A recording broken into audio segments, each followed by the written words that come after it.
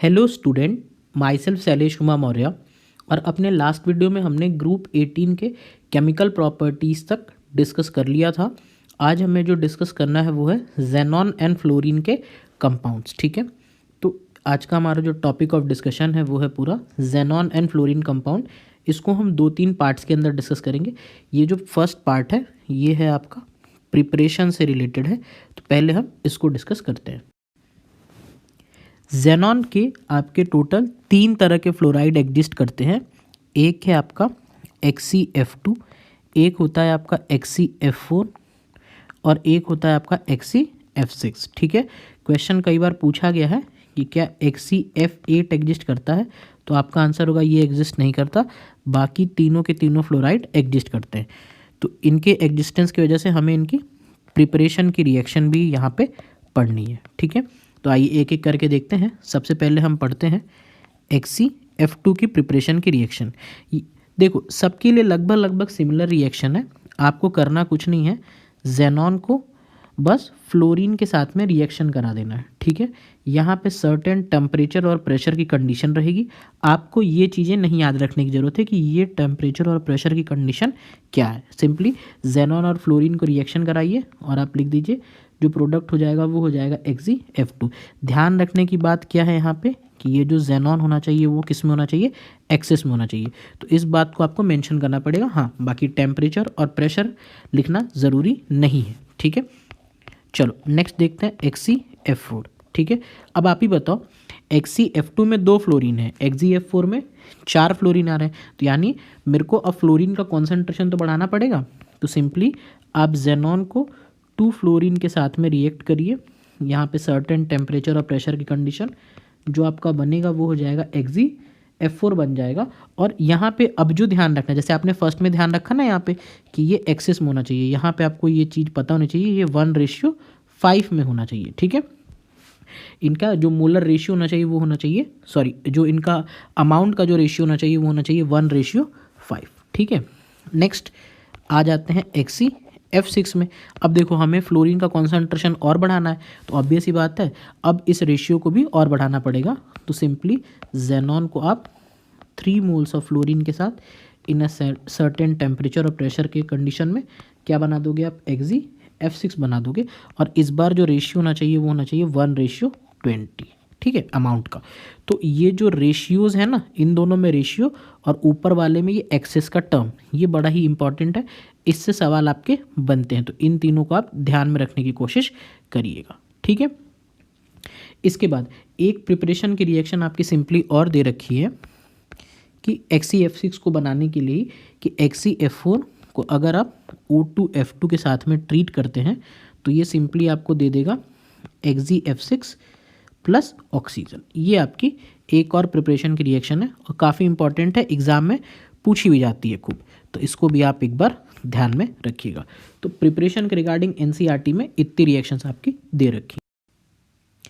देखिए यहाँ पे जो ये मैं तीनों रिएक्शंस बता रहा था, फर्स्ट वाली रिएक्शन में जब XeF2 प्रिपेयर कर रहे हैं तो वहाँ पे मेरे को जेनॉन को एक्सेस में लेना है। जब हम XeF4 प्रिपेयर कर रहे हैं तो 1:5 में लेना है। और जब XeF6 की प्रिपरेशन कर रहे हैं तो 1:20 में लेना है। और ये लास्ट वाली रिएक्शन भी बहुत इंपॉर्टेंट है, इसको भी हमने वहाँ पर देख लिया। ठीक है, अब इसके बाद जो आज का सबसे इंटरेस्टिंग टॉपिक है वो है आपका hydrolysis of xenon and fluorine के, जेनॉन फ्लोराइड्स की हाइड्रोलिसिस किस तरह से होती है। काफ़ी ज़्यादा लॉजिकल है। और आज तक हम क्या करते हैं, इन रिएक्शंस को, जैसे ये वाली जो रिएक्शंस हो गई या ये रिएक्शंस हो गई, इनको हम बस याद करते हैं। मैं इनको आपकी मैकेनिज्म के साथ भी बताऊंगा कि किस तरह से ये पूरा का पूरा सिस्टम ऑपरेट करता है। उसके बाद आपको ये याद नहीं करनी पड़ेंगी। तो आइए बिना किसी टाइम को वेस्ट करते हुए समझते हैं इनको। देखिए, अगर आपको हाइड्रोलिसिस ऑफ जेनॉन फ्लोराइड समझना है तो इसके लिए आपको पहले 2 कॉन्सेप्ट की ज़रूरत पड़ेगी। एक एक रिएक्शन क्लियर हो जाएगी, बस आप देखते रहो। आपको पहले ये समझना पड़ेगा कि कितने तरह के जेनॉन के फ्लोराइड एग्जिस्ट करते हैं और कितने तरह के इसके ऑक्साइड्स एग्जिस्ट करते हैं। ये 2 बातें। अगर मैं फ्लोराइड की बातें करूँ तो ये हम पहले ही सीख चुके हैं कि इसके XeF2, XeF4 और XeF6 ये आपके 3 फ्लोराइड एग्जिस्ट करते हैं। और ऑक्साइड में केवल एक ही ऑक्साइड इसका स्टेबल है, that is known as XeO3, यही स्टेबल है। पहले आपको ये फैक्ट पता होना चाहिए। अब देखिए, एक ये हो गया आपका फैक्ट नंबर 1, इसको मैं कह देता हूँ फैक्ट 1, ठीक, जो आपको ध्यान में रखना है। दूसरा यहाँ पे देखते हैं, ये फैक्ट क्या है, ये कॉन्सेप्ट ही है आपका एक तरह से कि जैसे देखो, अगर फ्लोरीन कभी भी बॉन्डिंग करता है, फ्लोरीन अगर बॉन्डिंग करता है तो ओनली 1 सिग्मा बॉन्ड से बॉन्ड करेगा, ठीक है। जैसे आप किसी भी मॉलिक्यूल में फ्लोरीन जब भी बॉन्ड बनाएगा तो केवल उसका एक ही बॉन्ड वहाँ पे बनेगा, एक सिग्मा बॉन्ड से वो बॉन्ड करता है। लेकिन जब कभी भी ऑक्सीजन आपकी बॉन्डिंग को परफॉर्म करता है तो वो क्या करेगा, यहाँ पे इस पर्टिकुलर ग्रुप 18 केस में वो आपका डबल बॉन्ड की तरह से बनाएगा, डबल बॉन्ड बना के वो आगे बढ़ेगा। इसका मतलब क्या है, इसका मतलब ये है कि ज़ेनॉन के साथ में अगर कभी भी फ्लोरीन आएगा तो वो इस तरह के सिंगल बॉन्ड के थ्रू आएगा, यानी एक सिग्मा बॉन्ड के थ्रू आएगा। लेकिन ज़ेनॉन के साथ जब भी ऑक्सीजन लिंकेज में आएगा तो हमेशा डबल बॉन्ड के साथ आएगा, यानी एक बॉन्ड तो सिग्मा और एक बॉन्ड पाई। इस कॉन्सेप्ट का मतलब ये है। इससे हमें क्या समझ में आता है, इसका हमने डिस्कशन ही क्यों किया, इससे हमें ये पता चलता है कि कभी भी जब मुझे मान लीजिए ज़ेनॉन F2 लिखा हुआ है, मान लीजिए XeF2 लिखा हुआ है, और अगर मुझे इसकी रिएक्शन वाटर से करानी है, ठीक, इसकी रिएक्शन मुझे वाटर से करानी है, तो ये रिएक्शन देख के ही मुझे पता तो चल रहा है कि इस फ्लोरीन के जगह पे ये ऑक्सीजन वाला जो सिस्टम है, जो ऑक्सीजन का एटम है, वो इसको क्या करेगा, आके यहाँ पे रिप्लेस करेगा। ये तो मुझे रिएक्शन देख के ही पता चल रही है, क्योंकि ज़ेनॉन फ्लोराइड के हाइड्रोलिसिस, यानी हाइड्रोलिसिस का मतलब ही होता है ब्रेक करना वाटर के प्रेजेंस में। तो यहाँ पे होगा क्या, मैं लिख भी देता हूँ इस बात को, हमें देख के ही पता चल रहा है कि fluorine will be replaced by oxygen, ये होना है यहाँ पे। अब एक बात बताओ, आप इस XeF2 को आप ऑब्जर्व करो, यहाँ पे कितने फ्लोरीन एटम है, आपको दिख रहा होगा 2F एटम्स हैं, यहाँ पे फ्लोरीन के 2 एटम्स हैं, और ऑक्सीजन का यहाँ पे कितना एटम प्रेजेंट है, आप यहाँ पे देखो, यहाँ पे ऑक्सीजन का एक ऑक्सीजन का एटम यहाँ पे प्रेजेंट है। तो आप बताओ, 2 फ्लोरीन अगर आप हटा रहे हो, जैसे एक फ्लोरीन ये हो गया और एक फ्लोरीन ये हो गया, तो आपको 2 फ्लोरीन हटाओगे तभी तो एक ऑक्सीजन आप इंसर्ट कर सकते हो। ऐसा तो नहीं हो सकता कि एक फ्लोरीन हटा के एक ऑक्सीजन डाल देंगे, क्यों, क्योंकि जब भी ऑक्सीजन जाएगा तो उसको तो 2 बॉन्ड बनाना है, यानी 2 जगह खाली होनी चाहिए ना। तो यानी ये दोनों के दोनों फ्लोरीन हट जाएंगे तब ये ऑक्सीजन वहाँ पे इंसर्ट कर पाएगा, क्योंकि हमें पता है जब भी ऑक्सीजन आएगा वो 2 बॉन्ड बनाएगा और फ्लोरीन सिंगल बॉन्ड। तो जब तक ये दोनों के दोनों फ्लोरीन नहीं हटेंगे तब तक वो ऑक्सीजन तो उसमें इंसर्ट हो ही नहीं सकता। तो यानी यहाँ से हमें कंसेप्ट मिल जाता है कि पहली रिएक्शन अगर हम करेंगे XeF2 की वाटर के साथ में, तो इन दोनों फ्लोरीन को हटना ही होगा, तभी कोई ऑक्सीजन उसके अंदर आ सकता है। यानी जो प्रोडक्ट बनेगा वो बनेगा XeO प्लस ये F2 और H2, ये मिलके क्या बना देंगे 2HF। अब यहाँ पे देखो कहानी स्टार्ट होती है। आपको मैंने स्टार्टिंग में ही बताया कि ज़ेनॉन का केवल एक ही ऑक्साइड स्टेबल है, दैट इज़ XeO3, और यहाँ पे क्या बना रही हो आपने, XeO बना दिए हो, यानी XeO ये क्या हो जाएगा आपका, ये तो अनस्टेबल है, यानी ये तो स्टेबल रह ही नहीं सकता। तो सिंपली होगा क्या कि XeO जो अनस्टेबल है वो टूट जाएगा ज़ेनॉन प्लस हाफ O2 के अंदर, ये ब्रेक कर जाएगा। तो यहाँ से आपकी जो पहली रिएक्शन जो आपको निकल के आती है वो ये हो जाएगी कि XeF2 में जब आपने वाटर इंसर्ट किया तो क्या बन जाएगा, Xe प्लस हाफ O2, जो हमने XeO बनाया ना उसके जगह पे क्या आ जाएगा, Xe plus half O2 plus 2HF। ये आपकी पहली रिएक्शन यहाँ पे आ जाएगी।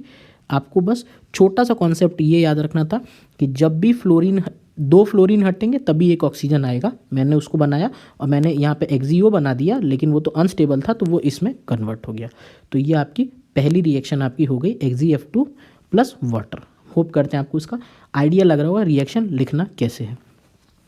ठीक है, अब चलते हैं नेक्स्ट, XeF6 की रिएक्शन कराते हैं वाटर के साथ में।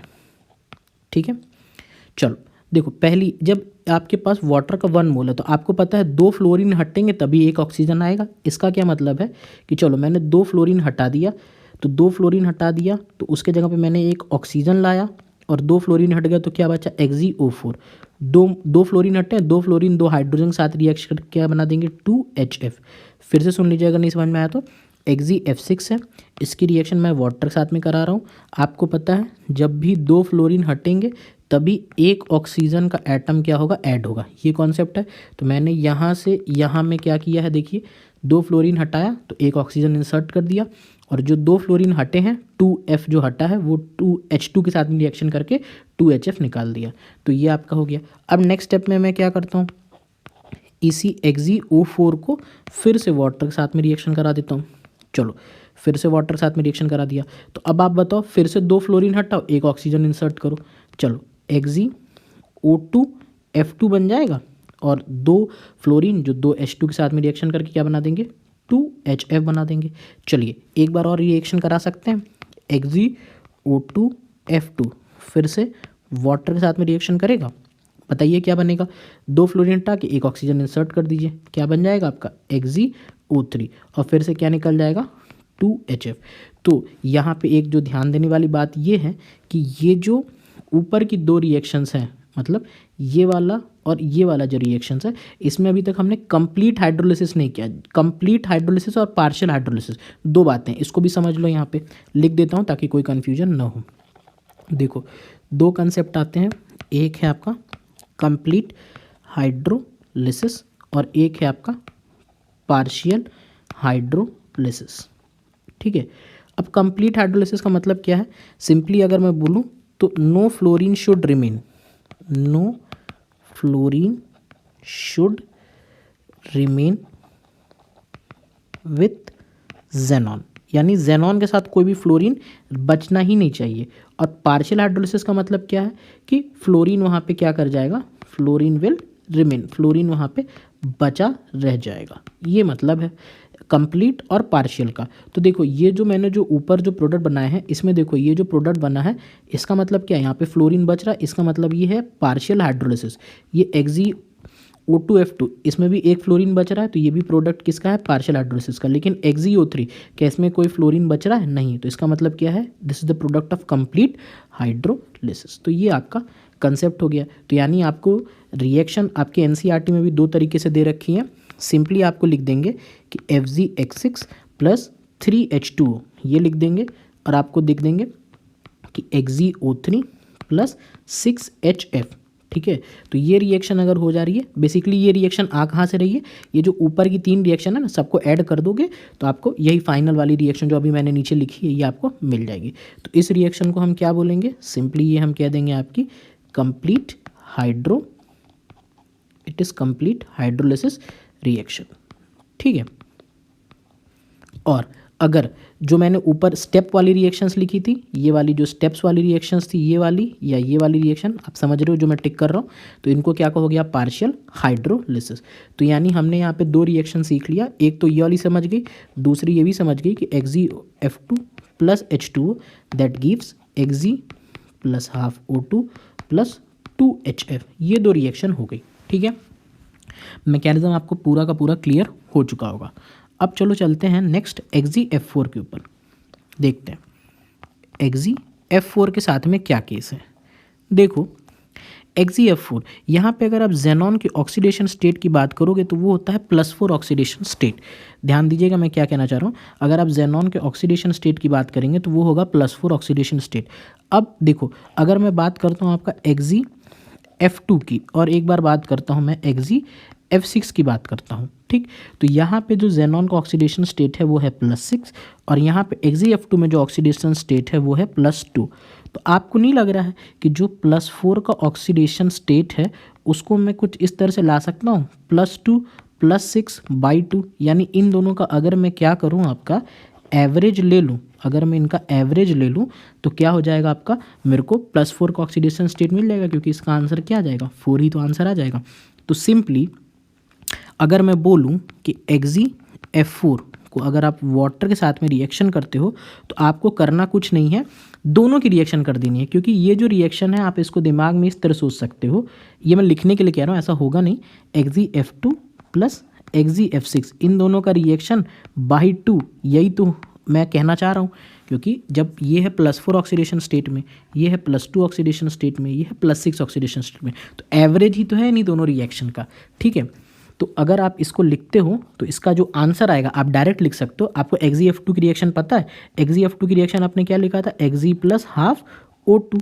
Xg(F6) की रिएक्शन आपने क्या लिखा था, XgO3 प्लस XgO3। HF वाली चीज़ें अभी हम छोड़ रहे हैं, ठीक। तो ये वाला, तो ये Xg(F4) के रिएक्शन का क्या हो जाएगा, आपका डायरेक्ट आपका प्रोडक्ट यहाँ पे देखने को मिल जाएगा, ठीक है। तो इस तरह से आप चाहो तो इस रिएक्शन का प्रोडक्ट लिख सकते हो, फिर आप इसको फाइनली क्या कर सकते हो, बैलेंस कर सकते हो। और एक प्रोडक्ट और निकल जाएगा, कौन सा, HF20 का प्रोडक्ट निकल जाएगा। तो ये इसका कॉन्सेप्ट है, ठीक है। तो यहाँ तक मेरे को लगता है आपको समझ में आया होगा कि किस तरह से हाइड्रोलिसिस की रिएक्शंस हम लिखते हैं, जो हम याद करते हैं उसके पीछे का कॉन्सेप्ट आपका ये पूरा छुपा हुआ है, ठीक है। देखिए हमने अभी इन रिएक्शंस को आपके डिस्कस किया। ये Xgf2 प्लस H2O वाली, देखो ये वाली रिएक्शन मैंने आपके साथ में डिस्कस किया, ठीक है, किस तरह से ये रिएक्शंस आपकी परफॉर्म होती हैं।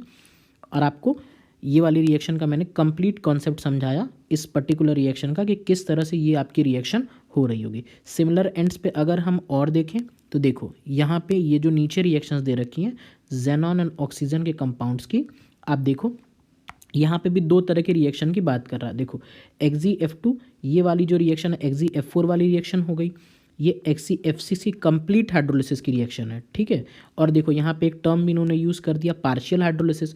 पार्शियल हाइड्रोलिसिस में किस तरह से प्रोडक्ट बने थे, XgO4 और XgO2F2। ये भी मैंने आपके साथ में डिस्कस किया कि किस तरह से फॉलोइंग रिएक्शंस आपकी प्रोसीड हो पा रही थी, ठीक है। तो होप करते हैं ये वाला पूरा का पूरा पैराग्राफ हो गया, आपको समझ में आ गया होगा, ठीक है। चलिए इसके बाद हम और कुछ चीज़ें यहाँ पे देख लेते हैं। हमें अब समझना जो है इस चैप्टर में वो ये बचता है हमारे पास कि ये जो वैरायटी ऑफ स्ट्रक्चर्स बने हुए हैं, ये स्ट्रक्चर्स हो गया या ये स्ट्रक्चर्स जो हो गया, ये किस तरह से बन रहे हैं। देखो एज सच इसकी कोई एक्सप्लेनेशन नहीं है, क्यों, क्योंकि आपने क्लास 11th में ही केमिकल बॉन्डिंग का चैप्टर अच्छे से पढ़ा होगा। तो केमिकल बॉन्डिंग के जो चैप्टर्स हैं ना, उसी से ये चीज़ें निकल के आती हैं। तो एज सच इसकी कोई एक्सप्लेनेशन की ज़रूरत नहीं है कि ये कहाँ की चीज़ें आ रही हैं। ये हमारा क्लास 11 का कॉन्सेप्ट है, आपको इसमें क्लियर होगा ही होगा, ठीक है। तो इसको आप एक बार खुद से देख लेना, ठीक। अब जो नेक्स्ट चीज़ जो यहाँ पे इम्पॉर्टेंट हमारे सामने आती है वो आता है ये टेबल। अच्छा उसके पहले ये क्वेश्चन देख लेते हैं, does the hydrolysis of Xgf6 led to a redox reaction. देखो अच्छा क्वेश्चन है, इसको मैं सॉल्व करता हूँ।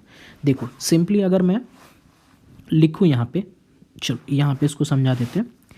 आपको पता है कि Xgf6 जो है, अगर मैं सिंपली इसकी कंप्लीट हाइड्रोलिसिस की रिएक्शन लिखूँ तो 3H2O के साथ में रिएक्शन करके क्या बना दोगे आप, इसको XgO3 बना दोगे और 6HF, इसका ही तो फॉर्मेशन होगा। अब देखो इस तरह के क्वेश्चन करने के लिए भी आपको याद होना चाहिए तुरंत कि किस तरह से चीज़ें हो रही हैं, ठीक है। तो ये हो गया आपका। अब यहाँ पे अगर आप ऑक्सीडेशन स्टेट निकालो तो यहाँ पे भी फ्लोरीन आपका +6 ऑक्सीडेशन स्टेट में है, इस जगह पे भी जो जेनॉन है ये भी +6 ऑक्सीडेशन स्टेट में, सॉरी यहाँ पे मैंने फ्लोरीन बोल दिया, यहाँ पे जेनॉन आपका +6 ऑक्सीडेशन स्टेट में है, यहाँ पे भी जेनॉन आपका +6 ऑक्सीडेशन स्टेट में है। तो क्या कहीं पे ऑक्सीडेशन स्टेट का चेंज आ रहा है क्या, नहीं, कोई भी ऑक्सीडेशन स्टेट का चेंज ही नहीं आ रहा है। इसी वजह से ये जो फॉलोइंग रिएक्शन है ये आपकी ये एक तरह की रेडॉक्स रिएक्शन नहीं है। रेडॉक्स रिएक्शन आपकी ये है ही नहीं, क्यों, क्योंकि रेडॉक्स रिएक्शन होने के लिए ऑक्सीडेशन स्टेट में चेंज आना ज़रूरी होता है। तो देखो सेम चीज़ यहाँ पे भी इन्होंने लिख रखी है, the oxidation state of all the element remains the same as it was in the reacting state. जैसा रिएक्शन के पहले था वही ऑक्सीडेशन स्टेट बाद में भी रह गया। इसी वजह से ये जो रिएक्शन है ये आपकी रेडॉक्स रिएक्शन को शो नहीं कर रही है, ठीक। तो होप करते हैं ये वाला पॉइंट आपको क्लियर हो गया होगा। चलो अब देखो ये जो पैरा है ना, इससे भी हमारे पास में बहुत सारे क्वेश्चन आपके निकल के आते हैं, खासकर नीट में आपके इस तरह के 1 लाइनर क्वेश्चन जो होते हैं वो आपके निकल के आते हैं। तो इस पैरा को हम एक बार अच्छे समझते हैं कि इस पैरा के थ्रू क्या कहना चाह रहा है। देखो जो पैरा मैंने आपको दिखाया वो बेसिकली आपका डील करता है यूज़ ऑफ नोबल गैसेस से, यानी जो हमारे पास जितनी भी नोबल गैसेस हैं उसका यूज़ क्या क्या है। आपको इसके अंदर 3 गैसेस का यूज़ पढ़ना है, हीलियम, नियन और आर्गन। जो आपकी बाकी गैसेस हैं जेनॉन और रेडॉन, इनका कोई ऐसा स्पेसिफिक यूज़ नहीं है, तो इसका डिस्कशन हमको नहीं करना है। एनसीईआरटी में भी नहीं किया तो हमारे सिलेबस में भी नहीं है। जो बेसिक डिस्कशन होगा वो होगा हीलियम, नियन और आर्गन के रिगार्डिंग क्या इनका यूज़ है। तो एक एक करके देखते हैं। देखिए सबसे पहले हम डिस्कस करते हैं हीलियम गैस के बारे में। मैं पूरा उस पैराग्राफ के ना जितने भी पॉइंट लिखे हैं ना उस पैरा में, मैं एक एक करके सब कुछ लिख दे रहा हूँ, तो इसी को आप नोट कर लेना, आपको फिर वो पैरा पढ़ने की ज़रूरत नहीं पड़ेगी। ठीक है, देखो सबसे पहले हीलियम का पहला यूज़ क्या है, इसकी प्रॉपर्टी कह लो, ये नॉन इन्फ्लामेबल है, यानी नॉन इन्फ्लामेबल यानी इसमें जलेगी नहीं। ठीक, दूसरा सबसे बड़ा यूज़ क्या है, आपको पता है हीलियम का एटॉमिक मास कम है, इसका मतलब क्या है कि it is a light gas, यानी ये काफ़ी हल्की गैस है। और अगर ये हल्की गैस है तो आपने ज़रूर देखा होगा कि इसे हम बलून्स में यूज़ करते हैं, जो बैलून्स होते हैं ना उसको उड़ाने के लिए इसको यूज़ करते हैं। तो इसको मैं शॉर्ट में लिख देता हूँ, इसको हम बैलून्स में क्या करते हैं, यूज़ करते हैं। क्यों यूज़ करते हैं, क्योंकि ये एक लाइट गैस है। और अगर यूज़ बोलूँ तो तीसरा यूज़ इसका आता है as a cryogenic agent, as a cryogenic agent की तरह इसको हम यूज़ करते हैं। अब यहाँ पे एक टर्म है क्रायोजेनिक एजेंट। तो क्रायोजेनिक एजेंट क्या होता है, क्रायोजेनिक एजेंट ऐसे सबस्टांस होते हैं जो अपने को हेल्प करते हैं to study at low temperature, यानी कम टेम्परेचर पे हम एक चीज़ों को स्टडी करने में हेल्प करते हैं। तो जो हीलियम गैस होता है ना, इसका बॉइलिंग पॉइंट बहुत ही कम होता है, इस वजह से इसको हम यूज़ में लेते हैं स्टडी करने के लिए सबस्टांस को, अदर सबस्टांस को एट लो टेम्परेचर। तो बॉइलिंग पॉइंट इसका बहुत कम होता है। और इसका क्या यूज़ है, फोर्थ यूज़ अगर मैं बोलूँ तो इसको हम यूज़ करते हैं NMR, न्यूक्लियर मैग्नेटिक रेजोनेंस। ठीक है, तो NMR में भी इसका यूज़ आता है। ठीक, ये तो रहे इसके 4 यूज़, लेकिन जो इसका सबसे मोस्ट इंपॉर्टेंट यूज़ है, जो 5th पॉइंट के अंतर्गत हम पढ़ रहे हैं इसको, वो होता है आपका डाइविंग अपार्टस में। डाइविंग अपार्टस में इसका यूज़ होता है। अब बात आती है डाइविंग अपार्टस में क्यों यूज़ करते हैं। देखो जो भी हमारे स्कूबा डाइवर्स होते हैं ना, स्कूबा डाइवर्स, तो आपने देखा होगा वो अपने पीठ के ऊपर एक इस तरह का ऑक्सीजन सिलेंडर लेके जाते हैं। वो जब नीचे डाइव करने जाते हैं ओशियंस में, तो पीठ पे अपने इस तरह के सिलेंडर्स लेके जाते हैं। तो इस सिलेंडर्स के अंदर जो होता है, हम इस हीलियम गैस को क्या करते हैं, इस हीलियम गैस को हम फिल करते हैं। अब क्वेश्चन ये आता है, और ये पूछा भी गया आपके NCERT के इंटेक्स्ट में, कि इस हीलियम गैस को स्कूबा डाइवर्स यूज़ क्यों करते हैं।